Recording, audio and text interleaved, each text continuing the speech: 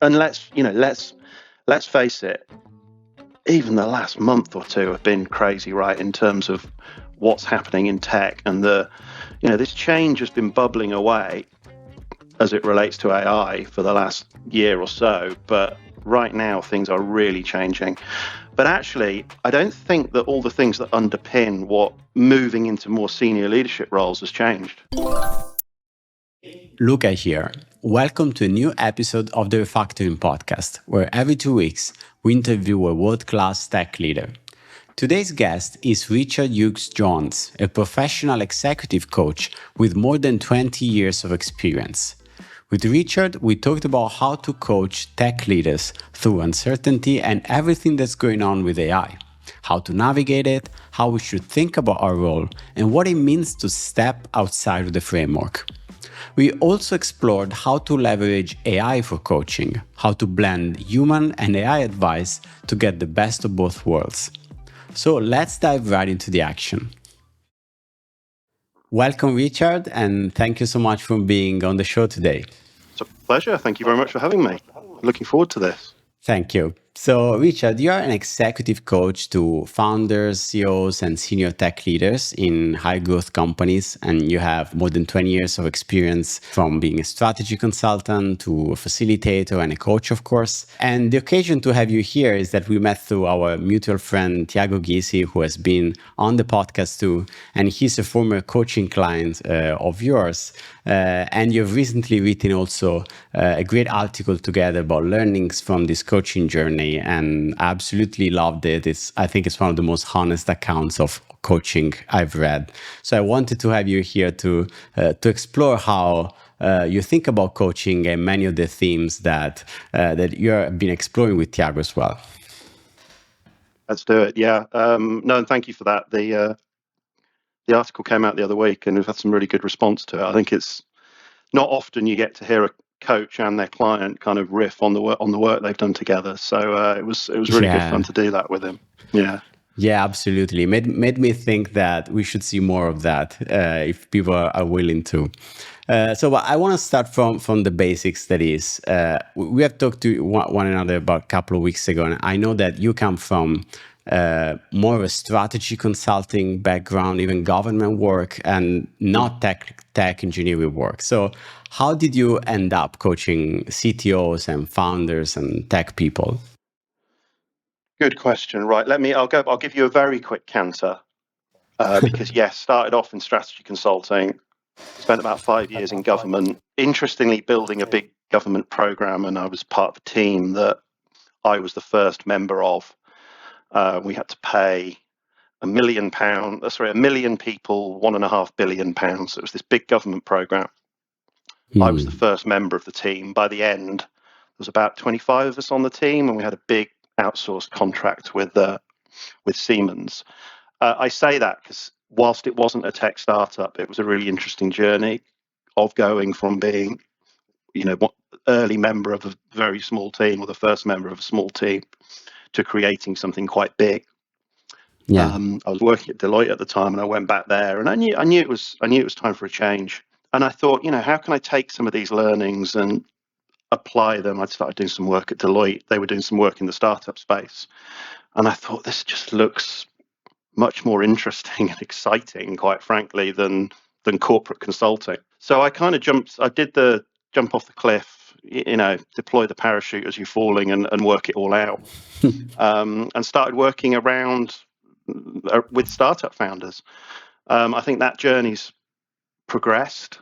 I started working with fairly early stage founders, and now work increasingly with kind of growth stage and do some corporate work as well. But yeah, that was the background story. Hey, if you're using AI to code, you know the pain. Too many terminal panes, multiple agents running at once, copy-pasting context between them, and trying to remember which branch has what. So the bottleneck is not writing code anymore, it's coordinating the agents. And I've been trying a new app these days from Augment Code called Intent, purpose-built to solve this problem. Intent is a developer workspace built for orchestrating agents, not just running them side by side. It starts with the living spec that updates as agents make progress, so every task stays aligned with no manual coordination. Intent works best with Augment's Oggy and their context engine, but you can also bring Cloud Code, Codex, or OpenCode. Intent is what comes after your IDE. Try it for yourself at augmentcode.com/intent. Yeah, I love this. And I think one counterintuitive thing is that you would expect a CTO coach or a coach of people in tech to have a strong technical background. And instead, when we met the first time, you actually told me that you think this is an advantage not having it in some cases. So walk me through that. Yeah, I know it's not intuitive. I think it's an advantage because it means when I'm working with clients like that, we don't get pulled into that technical detail. And I think something we'll come on to a lot in this conversation is as you move through the ranks, as you move into those more senior leadership positions, it's not being the technical expert that gets you to the next level. So, typically when a client comes to me, when I'm working with a client, I'm not helping them become technically better at what they do. Like they've reached a point in their career where they are technically very good, excellent at what they do. No one's questioning their ability to turn up and do their job on a daily basis. It's other things that are holding them back. And so because we can't get pulled into that technical stuff, we have this space to work on other things. And I think that's probably one of the biggest factors. I think there's also a relational aspect in that often when you're moving in, if you're a really strong technical leader, you're moving to that next stage in your leadership career, actually you're interacting more with the business as a whole. And so it's actually, it's knowing how to have those conversations with other members of your senior leadership team, other people across the business. That's what you're really working on. And I can kind of be that interface. I can be that person that was in those positions and understands how those people are thinking. So it is really counterintuitive, but it seems to work really well. Yeah. And I think it all makes sense when you look at it through the lens that the technical details at that level don't matter anymore, which is already, I think, a non-trivial realization for many people in tech. I mean, it's the ultimate what got you here won't get you there, since we all started our careers in tech by working with computers and writing software. So would you say that, generally speaking, problems of executives and leaders in tech are similar to those in other industries? Probably everything becomes a little bit of the same. I think it really does. I think that's exactly what goes on. And so actually when you're working with senior leaders, what their background is far less important than what they're thinking about or how they're making sense of what they need to do next to get to the next level. And actually a lot of those, the things that they need to be doing and the way that they need to be thinking is very universal at that stage. And so we are getting into it, and you told me that this is the moment of possibly biggest change that you've ever experienced in your career because of everything that's going on, AI. So speaking of these challenges that we have been hinting at for senior leaders, especially in tech, what are you finding are the most common challenges from the people you work with right now? So that's it's a good question, and you primed me on this, and it stood out as one of you as a really good question, because I think things we'll get into in this podcast about the difference between that sort of technical and what I think of as more adaptive systemic leadership. It would be really easy for me. I could give you the technical answer to that, in terms of the specific things that leaders are grappling with. And let's face it, even the last month or two have been crazy, right, in terms of what's happening in tech, and this change has been bubbling away as it relates to AI for the last year or so, but right now things are really changing. But actually, and again, I think it's things we'll come on to, I don't think that all the things that underpin what moving into more senior leadership roles has changed. Things are, the ambiguity is still there, the complexity is still there, all the uncertainty is still there. Is it happening a little bit quicker right now in this current moment in time? Probably yes, like definitely yes. Are we at some form of an inflection point? It would appear so. But all the things that leaders need to be thinking about and working with in terms of how they develop as leaders haven't necessarily changed, I don't believe. In fact, they're probably just even more pertinent right now than before. Yeah, so can we say that, to tie it back to what we said before, that AI is yet another of these technical details in a way that kind of don't matter at that altitude? I mean, the problems are always the same, and more about people, more about yourself. Can you abstract away from AI, really? Yeah, let's do that. So that is the challenge, isn't it? So the technical leader is the Yeah. person that has the answers and often needs to know the answers, or needs to know that they have the answers. The situation we're in at the moment is one in which nobody knows the answers. Like nobody knows the answers. Just look at the articles that are flying around Yeah. X at the moment. You know, I keep coming. No, I'm not the first person to say it, and I forget who it's by.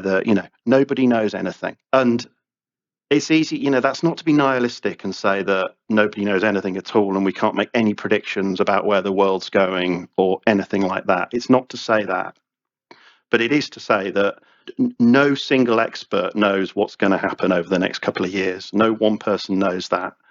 And for a leader working within that context, that is incredibly hard. And as a coach, I'm there to try and support them through that process of just helping them trying to make sense and understand it. Yeah. And I guess so part of the work is not getting to the answers, but maybe being comfortable with this ambiguity that is, it's a fact of life, and it's okay that we don't know the answers, probably. It is, and I think the challenge with this topic is it is quite abstract. Fundamentally, humans, we're not wired for uncertainty. Like we want to know where the lions are, so that when we Yeah. come out of our cave, if we know where the lions are, then we can avoid them. If we Yeah. don't know where the lions are, then that makes us anxious, nervous, and uncertain. The challenge is saying to someone, well, just get comfortable with uncertainty and ambiguity. Yeah. It's very easy to say, it's very Uh, hard to do. It's really yeah. hard to do, and it's also really hard to articulate and explain to someone in a conversation like this, because it's quite an abstract concept. What is the most effective way to help? I mean, there's no one way, for sure. It depends on the person, the situation. But how do you think through this? Because you see, I've told you like a simple thing, like we need to be more comfortable with ambiguity, right? And you're right in kind of pushing back that's easy to say, but it doesn't help actually people, right? So as a coach, how do you understand what's the best way to help people navigate in this? If there are like baby steps and practical things that they can do, because I do think that there are many things that I understand on a rational level that I should think about something in a way, but then I don't know how to get myself actually believing that, and embracing that. It feels like there is a gap, and I don't know how to bridge that, if that makes sense. It does make sense. I was reflecting, we kind of go on this journey, don't we? Individual contributor, we're learning, we learn very set things, we learn our skills, we learn our craft. We start to learn our craft. I was a consultant, so I Yeah. learned PowerPoint, I learned Excel, I learned how to stand up in front of clients. Developers, engineers obviously go on a different path. We get to manager and we start learning how to give effective feedback and have one-on-ones and those sorts of things. And there's generally a path towards doing that, and there's all sorts of models and frameworks that we can use to help ourselves. By and large, if we do those things and we're not sociopathic and we're relatable people and we've got the intelligence we need to do the job, we will get promoted. We will keep working our way through. And we get to this point where, we start getting introduced to more advanced leadership concepts, and, we're told that we need to think more strategically and have more executive presence and that sort of things. And these are all things that we do have to do, and they're all really helpful. But they still have seemed to only get us to this certain point. And that's often when clients come to me and say, look, I'm kind of stuck. I'm stuck and I'm confused. I don't know what's going on. I've done all these things. I've read all the books. Yeah. I've followed the playbooks, and I'm either not getting to the next level, or I've got to the next level and something's not landing. Like what's kind of going on? And I think, Tiago coined this phrase, post framework. Thank you, Tiago. I like it. I'd add post-conventional framework in there. This idea that we've done all the right things. We've followed these models and frameworks and things, but now we've got to this point where it's just not working. And why is that? And it's because we moved into this position of leadership that is far more complex. It is uncertain. There's a lot of ambiguity that we have to navigate as leaders. We have to navigate personally as leaders, but we also have to take our team on this journey through all this uncertainty as well. That's the context. Your question was, well, how do you do that? And I think, as a coach, the theories and the frameworks don't go away. I think they just become more nuanced. And there's things that the conversations that I have with clients around how you help them do that. So we'll answer your question. What are those things? I think it begins with that inner work. And, inner work isn't just being more emotionally intelligent. Inner work is taking the time to look inwards, explore deeply what's going on for you, what's driving you, what's motivating you. What are the changes that you think you need to make? Coaching's predominantly forward-looking, but there's also, where we are now has come from somewhere. It's been influenced by experiences we've had and things we do.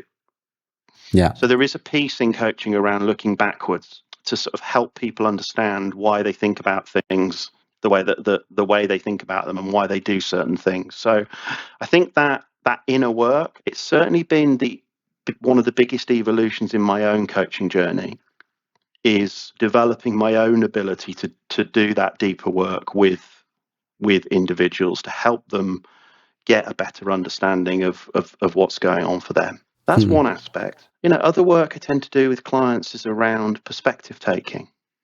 And I think that's something pertinent at the moment. Andy Grove has that great line about snow melts from the edges. If you want to understand what change is going on, then the person you want to go and talk to is that person that's, that might be your junior dev or something who's right on the front line of what's going on at the moment, and is probably more up to date with a lot of stuff than you might be. And so it's working with clients to say, to help them get out their own heads, I suppose. I was listening to your Annie Duke podcast the other day.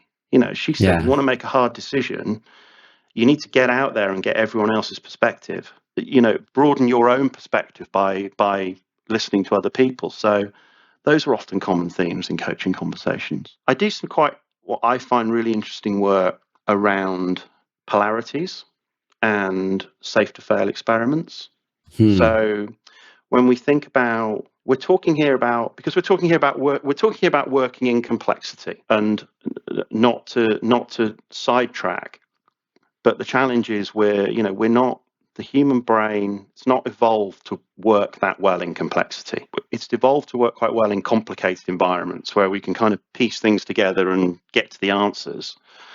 But in complexity, we have to work in different ways. So, polarity work with clients is quite interesting. So give you some examples. A polarity is where two interdependent but seemingly contradictory states have to be held at the same time. Yeah. I did some interesting work with Tiago around this. and he was working with this one around how do I both empower my team, but also be direct at the same time. To be leaderly, we're told that we have to have a strong opinion and be direct in terms of what we think. Another polarity that I worked with a technical client on was the needs of the team and the needs of the business.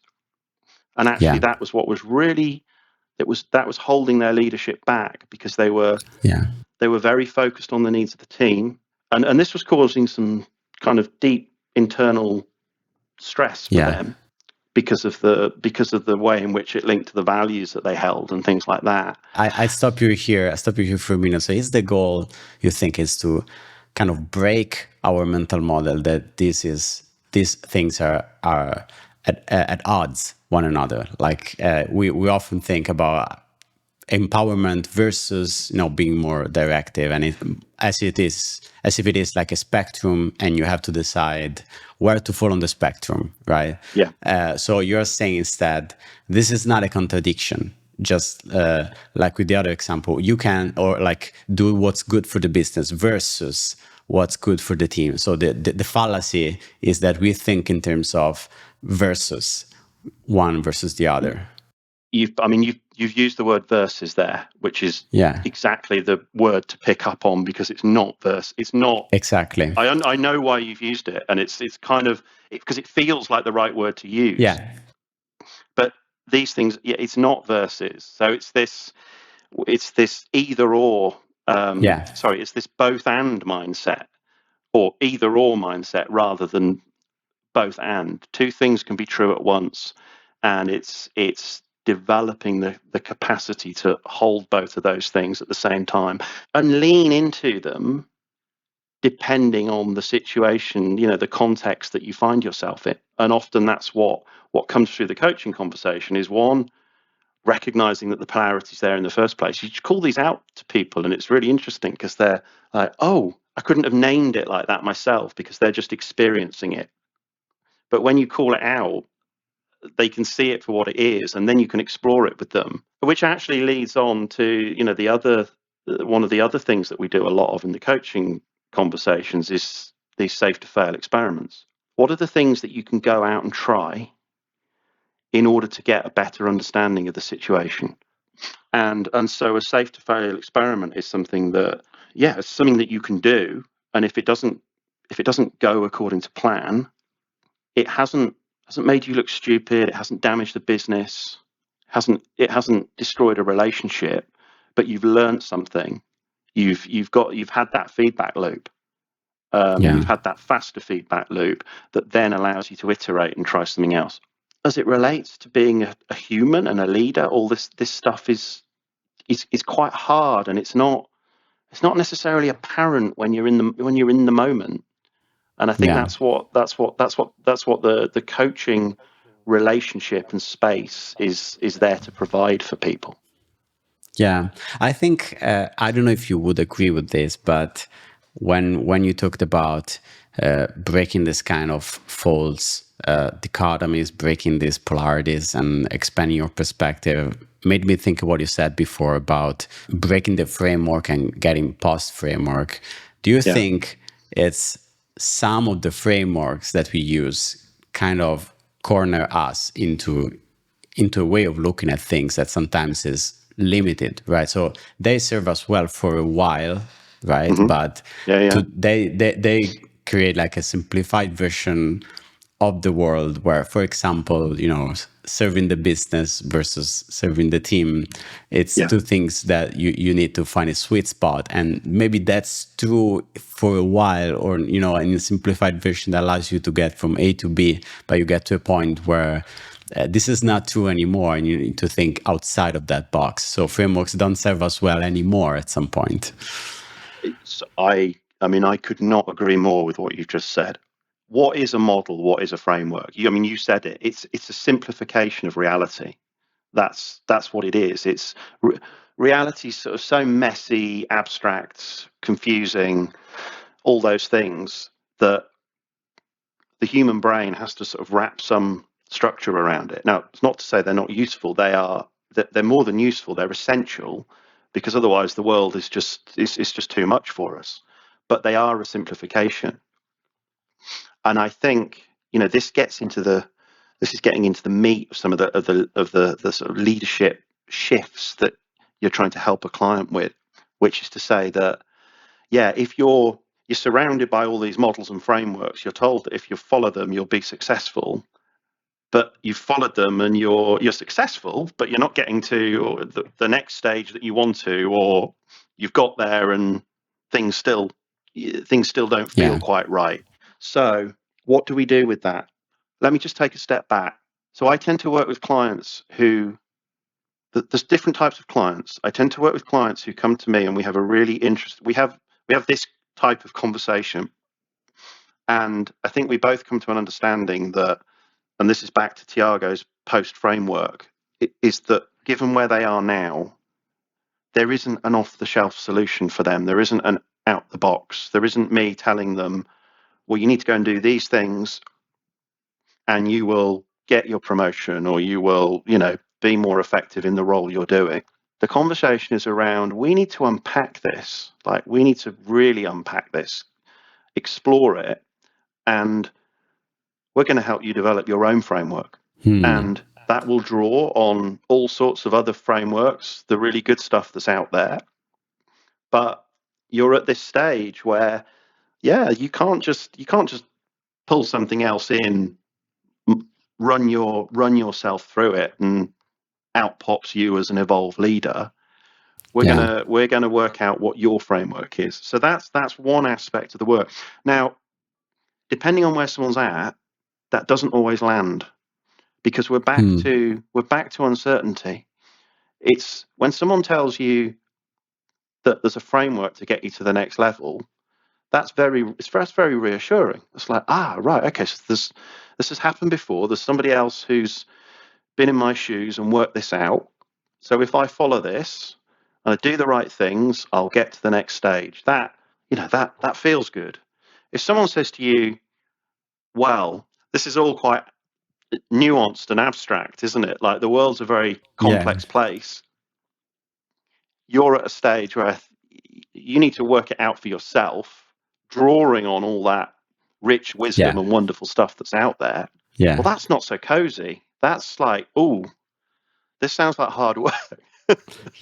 And I want the answer. And I think, but I don't know, hopefully that's a slightly less abstract way of explaining the sort of the shift that you're trying to help someone make. And honestly, people walk away at that point and they say, well, no, I'd rather go somewhere else where I can find the solution, as it were. But lots of people don't, and we go into these wonderfully rich coaching conversations. And where we go on this little journey together. I'm trying to, think, trying to put myself in the shoes of someone who's working with you, and I'm thinking, if you told me these things about my own issues and things that I told you, how I would feel. And I agree, I would feel kind of uncomfortable. And so while you were answering, I tried to ask myself, what is it something that would make me less uncomfortable about this situation? And that's probably if I felt like maybe there is not a framework to model properly my own situation, but maybe there is and I have to create this framework for myself together with you, together with my coach. But maybe there is kind of a meta framework. I don't know, some kind of the set of questions I can ask myself to figure out how to create that framework, or something like that. I think there are ways and means and tools and techniques of helping someone get there, which is some of the things we talked about around, these helping people work with polarities, helping people try these safe to fail experiments. There's going back to models. The theory here is really interesting as we think about, as it pertains to sort of mastery and development. People do get trapped with their models, because if the model works well, then why do we want to shift to a different model? There's some really interesting work around a guy called Nick Petrie, who's a leadership expert, calls them heat moments, And actually, what you want to do is expose people to heat moments. And those are moments that are uncomfortable by design, because when things are comfortable, our models are they're kind of working, they're doing their job, they're helping us make sense of the situation, which is what they're designed to do. But when we shift into positions of discomfort, that's when we realize that our current models, they're not working, because they're not helping us make sense of that reality. And so that's when our models get disrupted, and our brains generate new ones. They generate new models that help us make sense of this new reality that we're in. So, part of the reason of doing things like safe to fail experiments or getting clients to do safe to fail experiments is to try and nudge them into these different realities. And I think as a point for anyone generally thinking about their career development, it is, how do I Yeah. push myself into these situations that we want to be stretched the right amount. You don't want to be too Yeah. stretched. Otherwise, you just, you break down, you burn out, whatever it is. But you need to be pushed enough to make you change the way that you're thinking about those situations that you're in. I think it's a great skill to being able to take something that is uncomfortable for you, like some kind of change in how you do things, and extract a very small first step that is meaningful but doesn't feel as stressful, or design a small journey, right? I think it's a very important ability. Yeah, and I think as a coach, what you can do is you can listen, empathize to people's experience, try and understand what's going on for them. And that's where, coaching isn't about telling people what to do, but you can make suggestions around things that they might go and try that they've not thought of themselves, that they can go and try, that will help nudge them into those situations in which they learn more about the situation generally, but also they learn more about themselves as well. They learn about how they respond and react to it. And by the way, I'm thinking also at the work you've done with Tiago, which we will link the article in the show notes for everybody to see. I love how he extracted these principles and he framed them as questions. And I remember a few of them. And for example, I think there's a question that is like, am I trying to be the hero in this story? And Yeah. is that actually helping? And I thought, wow, this is such a great question. I should ask that myself, not just once, but remember to ask that to me once a quarter or something like that. And it's just great to be able to. I think if we get to a leadership position, I take it for granted that you do already a lot of introspection and thinking about what you should do. It feels great to be able to surface like great questions that genuinely uncover ideas and parts about your work and yourself that you had not thought about. Yeah, I mean, is it worth, with Tiago's permission, because I have asked him and checked, this am I trying to be the hero? Because I think that Yeah. that was an interesting one in terms of where did that come, where does that come from? And Yeah. actually, I think that talks to being the technical expert, being the person with the answers, being the Yeah. person that, and Tiago writes about this in great length, so do read his article. But, being the person that gets the job done, gets to the answers, is busy, is running around. I think he refers to it as it is a badge of honor, and it makes Yeah. you feel good, and you feel like others must be looking at you and thinking, "Gosh, this person works really hard." Yeah. Actually, and we all tell our own story. We create our own stories in our own heads as well, and that actually, one of the big pieces of work that I do with leaders is obviously exploring if there is something like that hero mentality there, but also trying to help them find time to not be the busiest person in the room running around. There isn't one senior leader I've worked with or successful senior leader I've worked with who isn't finding themselves, time in the week to do the more reflective work.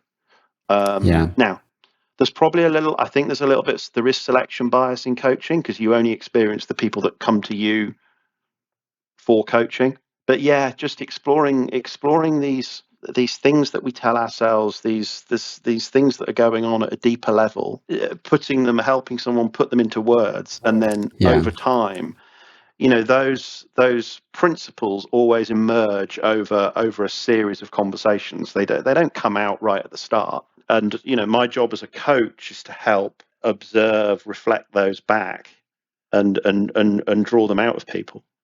But again, it takes us into this place of saying that there isn't six. Those principles aren't universal. Every person you work with will have a different set of principles. Will there be themes? Of course there will be. Absolutely, but they will all be unique. Yeah, speaking of themes, so would you say there are, even though each one has a different combination of these questions and themes they need to explore based on their strengths and weaknesses and situations, would you say there are some usual suspects or some questions that are proven to be helpful many times for many engineering leaders? The first ones that you're thinking when you're working with customers to uncover more of their reality? Yes, there's a question I love asking, which I will credit to a lady called Jennifer Garvey-Berger, who does some wonderful thinking around leadership and how adults develop generally, which is to ask, what kind of leader are you now, and what kind of leader do you need to become? Because it's just a really good way of getting people to sort of take that snapshot of, well, what am I? How am I leading now? What am I doing? What is working and what isn't working? But then to reflect and recognize that there's a shift, there's growth there, there's things that need to change, and what are those things that need to change? What is going to make me the person that I need to be? I think with Tiago, one of the principles we had was how would an experienced CTO navigate this? So that's part of the perspective shifting as well. You just often think of coaching as, imagine you're standing there and it's night, and you're shining a torch at something, and you only see what's in the light. But actually, there's stuff all around it. And as a coach, you're just shining the torch around to try and uncover things that someone's not seen or thought about before, that perhaps they didn't even know were there. And that's the process that you go through. So that's a question that I often ask people on, early on in our coaching relationship, because it really gets them thinking, and it frames any work that we might then do together. As I go through my own coaching journey, some of these questions just tend to come out of my mouth, and I'm never quite sure exactly where they've come from, which I'm led to inform. I'm led to think that means I'm doing my job relatively well, but no, I think the fact that you have to think about this, I think it's 100% coherent with what you said before. That is, we need to think post framework, right? It's not that easy that your job is to look at a set of questions and just ask them to everyone, and so it makes a lot of sense. But anyway, that the question about leaders, the leader we are right now versus the one that we aspire to be, I think it's very important. I will ask that myself from time to time. Perhaps a good way of framing this is to say that Tiago called out that I had asked him, that I didn't necessarily realize at the time I'd asked him. But I think as we were talking about, I think it was delegation. Asking someone why don't you delegate can lead to quite a protective response. Asking someone what's hard about delegating leads to a very different response. And I think really this stuff's the heart of goes to the heart of what can really help clients on as they go on these leadership transitions, transformations, because it helps them really get under the skin of what's going on and what's holding them back in a way Yeah. that some of the more straightforward, if you like, traditional approach to coaching, which is just predominantly forward looking, doesn't necessarily drive the same level of what's the word, reflection. So I wanted to use since we are talking about coaching, I wanted to use the final segment of the interview to explore something that I know you're experimenting with, that is using AI to do some of such coaching. So how are you thinking about this? How do you think AI can help with coaching leaders and with your work? Gosh, right. So I would be very clear from the start and say that in terms of using AI at a basic level of tech, but I think it's more about what it can do and how it can help the client. The coach. Let me just contextualize this by saying that the coaching industry is fairly traditional and quite old school. So the role that AI can play in coaching brings up a lot of feelings for people and opinions, shall I say. Even just the idea of recording a call, that there can be a lot of opposition to that. I've been really lucky with the type of clients I work with because they are, because I work in tech, when you say to someone, hey, would you like to experiment with AI? The answer is hell yeah. Like, of course, why would we not What? use this Yeah. stuff to help Why are you even develop? asking? Yeah. Why are you even asking, etc.? But I can say, it does bring up very different responses for other people. So I just wanted to put that in there. This started just with building some GPTs with clients and putting notes into them so that they've got that repository there to go back to. I think Yeah. in its most basic form, you speak to your coach every couple of weeks, 3 weeks, whatever it is. If you've got those transcriptions there in just with a basic setup, it starts to know you. It starts to know what you're thinking about. I did some quite cool stuff with one Yeah. client where we did a little kind of baseline survey about who they were, what they wanted for their business, what they wanted for their life in the next 5 years. So it, whilst it's not there to necessarily help you make judgment calls, it can do. It's got that context. I think it's going to be really interesting. So that's how I've been using it with clients in its most straightforward form. The pattern matching that you can do, the reflecting that you can do are fantastic. And then your clients use these custom GPTs to get lighter advice with respect to the deep sessions that they have with you, like everyday advice. They can ask it questions and so on. Yeah, exactly. And it's got all their context.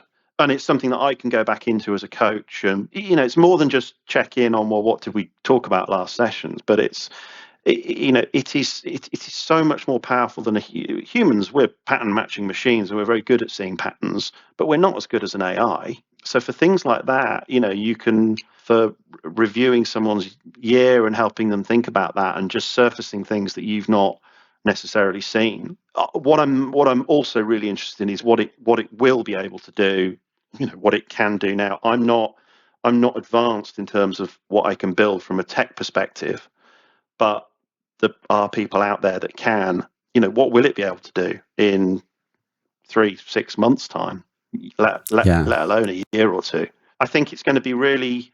I think the coaching industry's in for some big changes over the next few years, like every industry. But it's going to be really interesting, and I just wanted to make sure that I was getting on the front foot of it as a non-techie. There is this whole narrative that the people who are going to benefit the most from AI for their lives is the ones that are going to be able to share the most context with it, right? About their work, about their lives. And I believe that's absolutely true. I also believe it's not easy in many cases because What does it mean to share context? How do I pull things out of my head about this or that thing that happens in my life? And I think, especially about these topics and themes, the role of the human coach, even in a scenario in which AI takes over, AI does most of our job, is going to be an incredibly important one, where you are an expert who is able to get information and feelings and ideas out of the people's heads, like a biographer, right? What does a biographer do?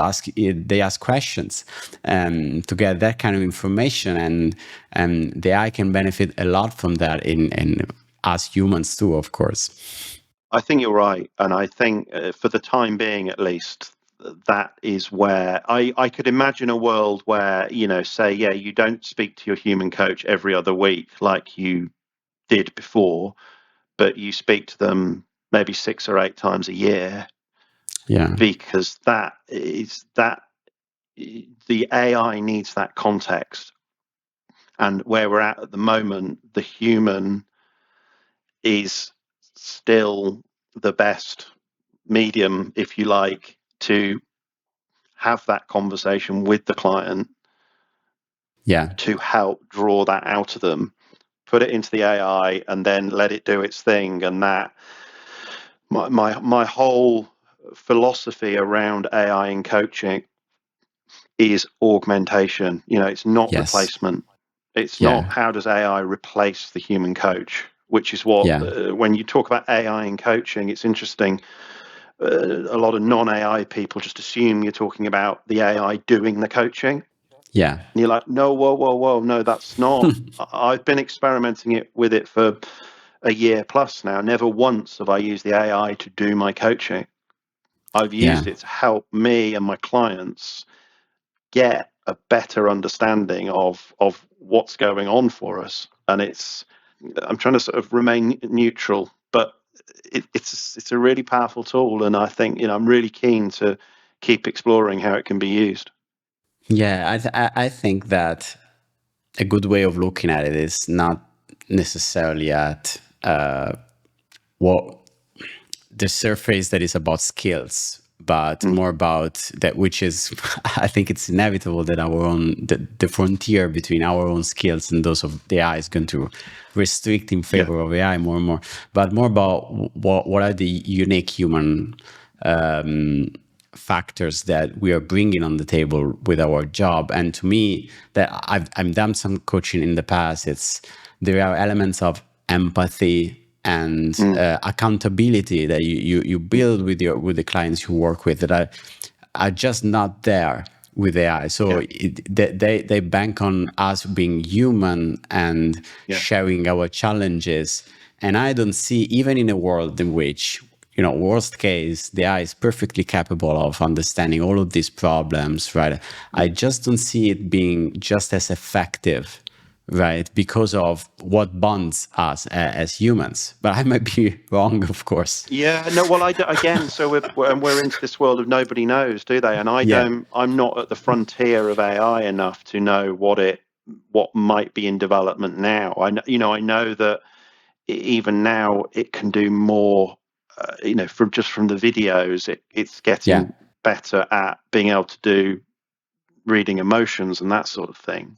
But yeah, perhaps it's as much a hope yeah, that we retain that human element, because if we don't, then that feels even more scary.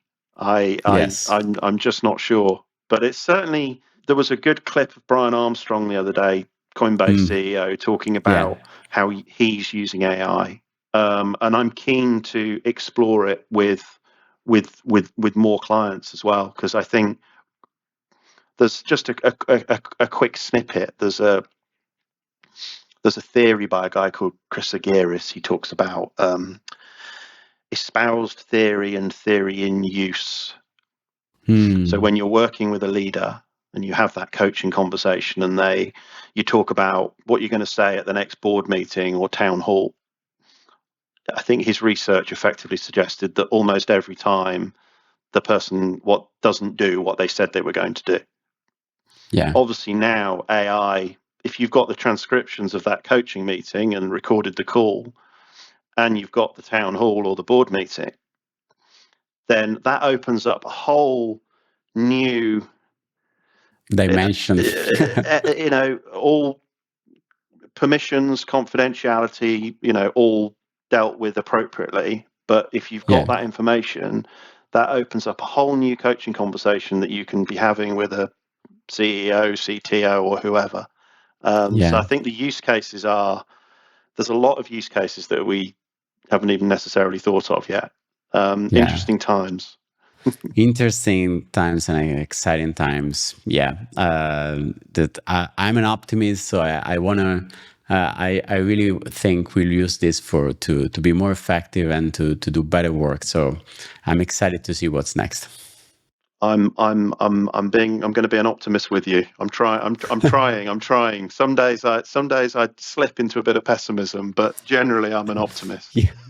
Yeah, me too. The same. Thank you so much, Richard. It was a great chat, and thank you so much for coming on the show. It's been an absolute pleasure. Thank you very much. Thank you. Thank you so much for listening. If you found this chat valuable, you can subscribe to the show on YouTube, Apple Podcasts, Spotify, or your favorite podcast app.